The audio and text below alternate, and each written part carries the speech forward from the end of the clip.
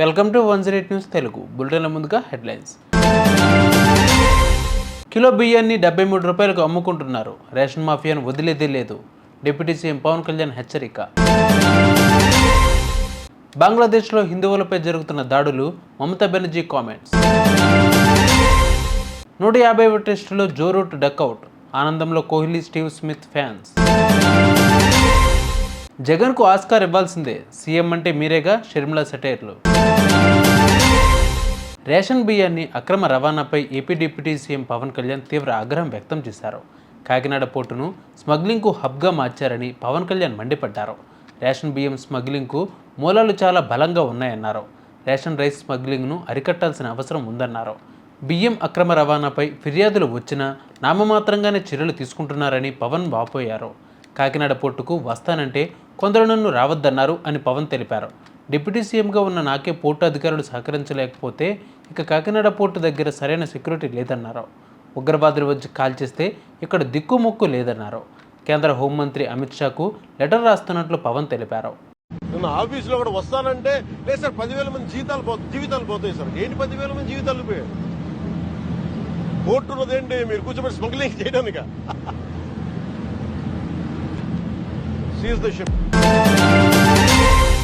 బంగ్లాదేశ్లో హిందువులపై జరుగుతున్న దాడులపై పశ్చిమ బెంగాల్ ముఖ్యమంత్రి మమతా బెనర్జీ స్పందించారు. ఈ విషయంపై ఆమె మీడియాతో మాట్లాడుతూ ఆ ఘటనలు బాధాకరమని, హృదయ విచారకరమని చెప్పారు. గతంలో చాలామంది చనిపోయారని, ఇప్పటికీ దారుణాలు జరుగుతూనే ఉన్నాయని మమతా బెనర్జీ అన్నారు. ఇటువంటి ఘటనలను సమర్థించలేమని, ఏ మతంపైన దాడులను సమర్థించలేమని తెలిపారు. ఆ దాడులను అరికట్టేలా చేయడంలో తమ పాత్ర చాలా పరిమితంగా ఉంటుందని చెప్పారు. ఇంగ్లాండ్ స్టార్ ఆటగాడు జో రూట్ తన కెరీర్లో 150వ టెస్ట్ మ్యాచ్ ఆడుతున్నాడు. ఈ మైల్ స్టోన్ మ్యాచ్ను క్రిస్ చర్చ్ వేదికగా న్యూజిలాండ్తో ఆడుతున్నాడు. ఈ మ్యాచ్లో సెంచరీ బాది చిరస్మరణీయం చేసుకోవాలని రూట్ భావించాడు. అయితే ఎవరు కోరుకోని ఓ 2 రికార్డులను తన ఖాతాలో వేసుకున్నాడు. ఈ మ్యాచ్ తొలి ఇన్నింగ్స్లో రూట్ 4 బంతులు ఎదుర్కొని డకౌట్ అయ్యాడు.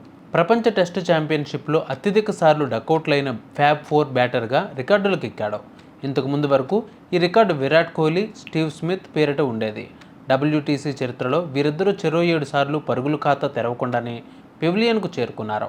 తాజా డకౌట్తో రూట్ వీరిని అధిగమించాడు. దీనితో కోహ్లీ, స్మిత్ ఫ్యాన్స్ ఎంతో హ్యాపీగా ఉన్నారు.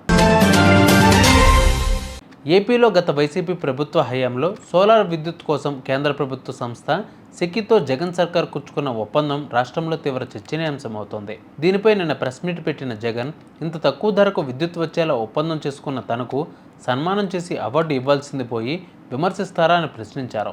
దీనిపై ఇవాళ PCC చీఫ్ వైఎస్ షర్మిల ఘాటుగా స్పందించారు.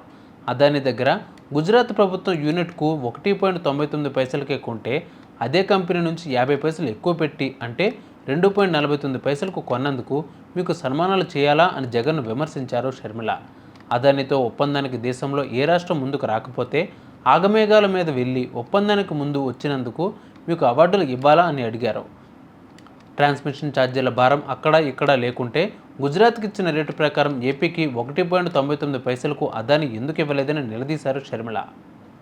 చూసారుగా ఇవి వాళ్ళ బులెటిన్ అప్డేట్స్. మరిన్ని అప్డేట్స్తో మళ్ళీ మీ ముందుకు వస్తాను. అంతవరకు కీప్ వాచింగ్ 108 న్యూస్ తెలుగు.